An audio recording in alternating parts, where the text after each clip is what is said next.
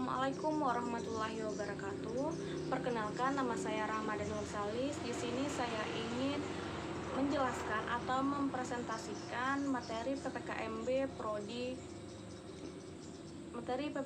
Prodi yang bertema Special Need Education Inauguration Part 11. Nah,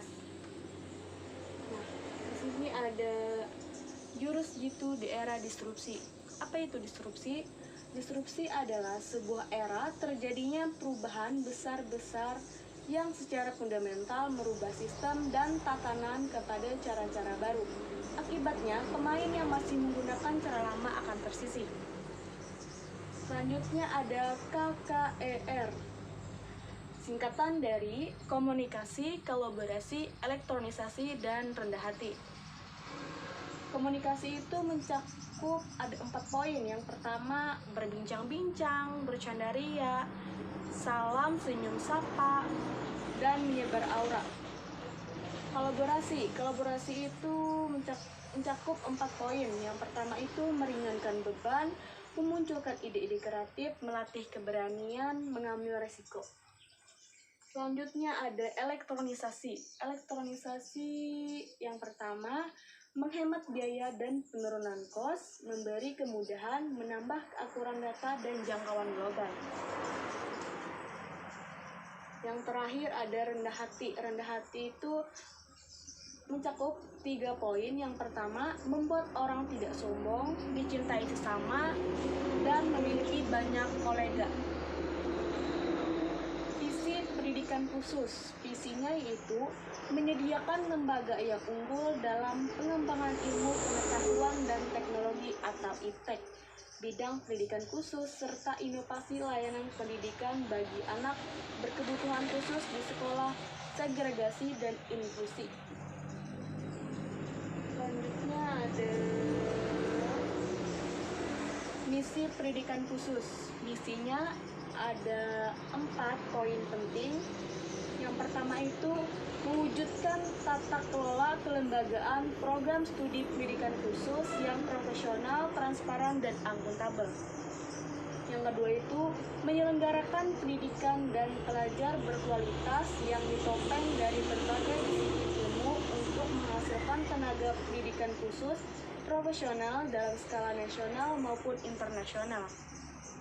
Yang ketiga itu mengembangkan dan mengaplikasikan berbagai teknologi pendidikan khusus untuk mewujudkan pelayanan kualitas pendidikan.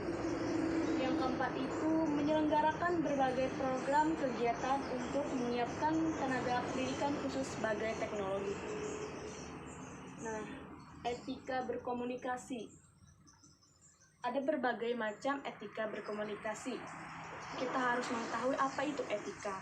Etika adalah berkenaan dengan apa yang baik dan apa yang buruk, dan berkenaan mengenai nilai benar dan nilai yang salah dianut suatu golongan atau masyarakat. Yang pertama itu etika berpakaian dan berhias. Ada 5 poin. Yang pertama itu sopan, menutup aurat, dan rapi. Yang kedua itu tidak memakai kaos oblong. Ketiga, bagi wanita tidak berkenaan memakai kaos ketat. Yang keempat itu tata rias wajah tidak berlebihan. Yang kelima itu rambut atau jilbab tertata rapi dan tidak aut-autan, seperti tidak acak-acakan untuk bagi laki-laki. Nah, setelah itu ada etika mengirim pesan kepada dosen. Yang pertama itu perhatikan waktu mengirim pesan. Kita itu harus memperhatikan waktu untuk mengirim pesan ke dosen. Jangan seperti kita mengirim pesan kepada teman, tidak tahu jamnya. Kan itu tidak beretika. Nah, yang kedua itu menggunakan bahasa Indonesia baik dan benar. Yang ketiga itu dimulai dengan salam.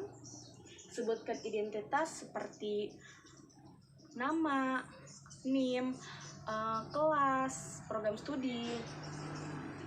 Nah, yang kelima itu tuliskan keperluan dengan singkat. Ucapkan maaf untuk menunjukkan kerendahan hati. Akhiri dengan ucapan terima kasih. Selanjutnya ada etika menelpon dosen. Nah, ada 5 poin penting. Yang pertama, Membuat izin terlebih dahulu melalui pesan. Mengucap salam, menyebutkan identitas Anda, menjelaskan keperluan dengan singkat dan jelas, mengucapkan terima kasih di akhir. Nah, etika perkuliahan tatap muka. Etika perkuliahan tatap muka ada mencakup 7 poin. Yang pertama, hadir tepat waktu. Memperhatikan penjelasan dosen, bertanya atau berpendapat dengan santun, menghargai pendapat teman, menggunakan HP sewajarnya. Maksudnya kita bisa menggunakan HP di dalam kelas, namun dengan sewajarnya, seperti itu. Semisal contohnya untuk mencari materi, tidak makan di dalam kelas, keluar kelas hanya ada keperluan mendesak. Semisal ada orang tua mau menelpon atau ada keperluan mendesak, kita bisa keluar asal dengan alasan yang jelas. Ada etika perkuliahan daring atau offline. Sebenarnya hampir sama dengan perkuliahan dengan tatap muka. Cuma perbedaannya itu karena kita offline, kita itu menggunakan alat komunikasi seperti komputer atau handphone. Yang pertama itu ketika etika perkuliahan daring. Yang pertama itu ada hadir tepat waktu.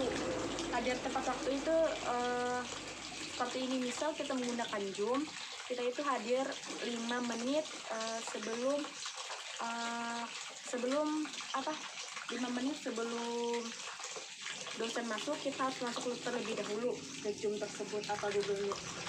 Nah, yang kedua itu berpakaian rapi dan santun. Yang ketiga, memperhatikan penjelasan dosen, bertanya atau berpendapat dengan santun. Yang kelima itu ada responsif. Maksudnya di dalam responsif itu adalah semisal kita menggunakan Zoom, kita itu semisal ada dosen yang sudah menjelaskan, dia bertanya apakah kita sudah paham atau belum.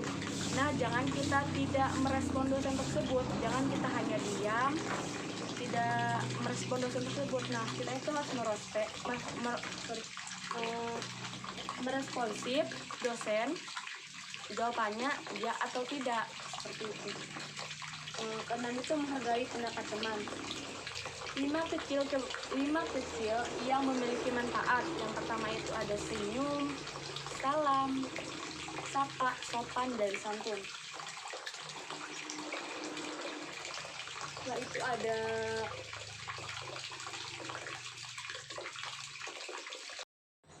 selanjutnya ada pengenalan dan pemanfaatan Simari.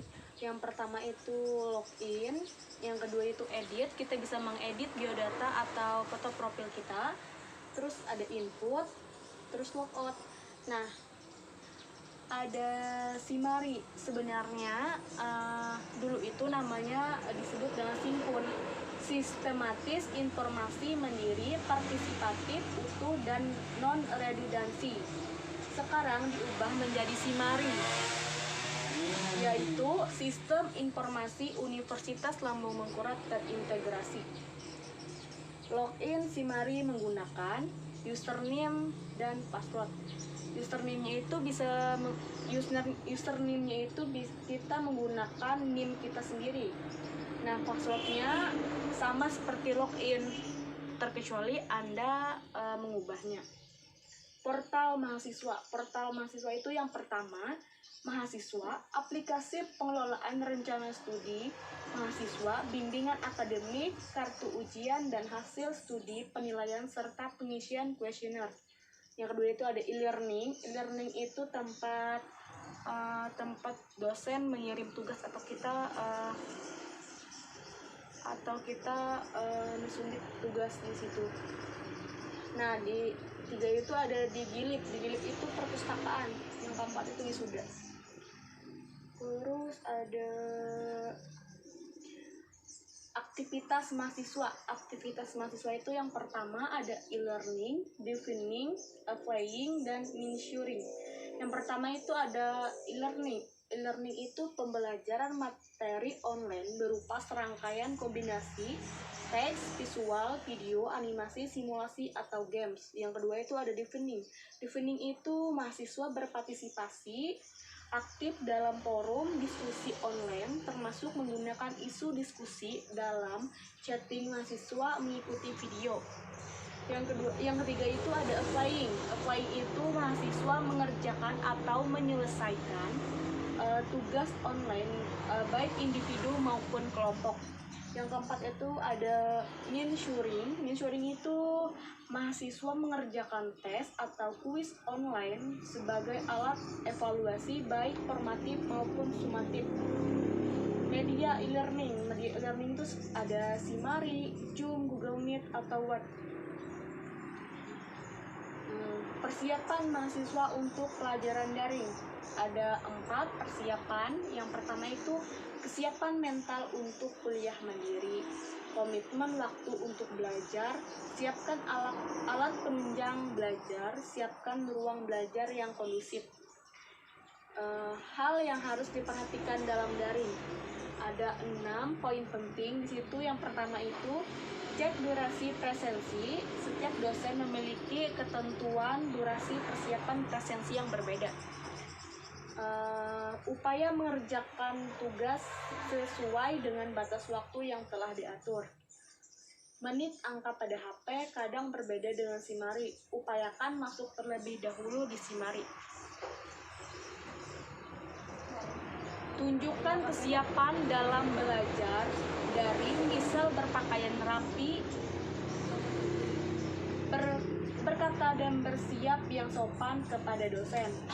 Setiap dosen memiliki aturan berbeda dalam perkuliahan. Perhatikan dengan seksama.